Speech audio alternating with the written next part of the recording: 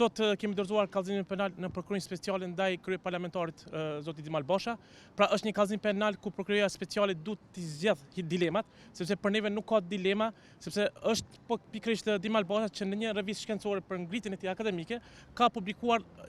informacione se Ushtria Qëndrimtare e Kosovës është financuar nga kartelet e drogës, gjë që për neve kjo ka qenë indinjuese dhe është kodi penal e cila e sanksionon dhe e dënon këtë gjuhë dhe është një përgjegjësi penale ku Dimal Bosha e pret përgjegjësia penale, po pse jo edhe burgu,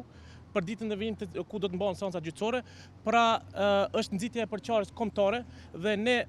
si rrjedhoj do të kërkojmë nga ana e prokurorisë speciale që nëpërmjet bashkëpunimit ndërkombëtar me agjencionet amerikane të marrim revistën shkencore në tërësi, sepse vetë Dimal Bosha tani mundohet të luan loj fjalësh, këndej thotë se është fshirë kapitulli 3 dhe thotë që komiteti i fakultetit e ka aprovuar kërkesën e tij, gjë që është edhe ajo është lojë fjalësh dhe është disi për të shmangur dhe të krijuar një alibi të amshë përgjegjësinë e tij, sepse po të ishte vërtet ai do ta faktonte në Facebook. Andaj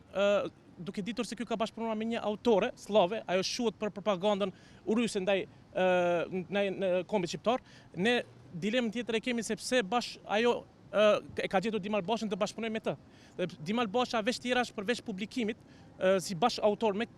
Jana Anarovskën,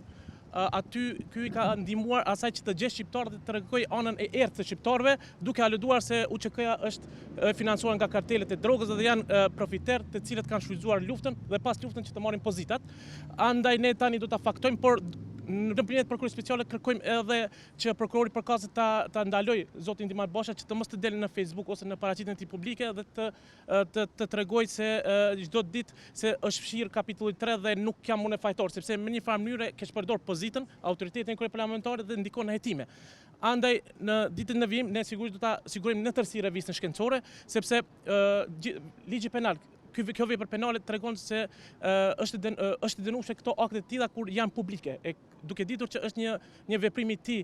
i publikuar që në vitin 2013 dhe është një revistë shkencore se secili qytetar mund të ketë qasje aty, atëherë kjo edhe më shumë sforcon përgjegjësinë penale dhe Dimal Bosha unë kërkoj që nëse ka pak fije ndërgjegje, fije njerëzore, morale dhe etike duhet të jep dorëheqjen nga ky moment. Sepse tani veç kemi dorëzuar kallëzimin penal dhe presim rezultatet nga prokurori përkatës që të shikojmë se mos mshifet mbrapa asaj diçka më tepër, sepse mund të jenë çarçet e shërbimit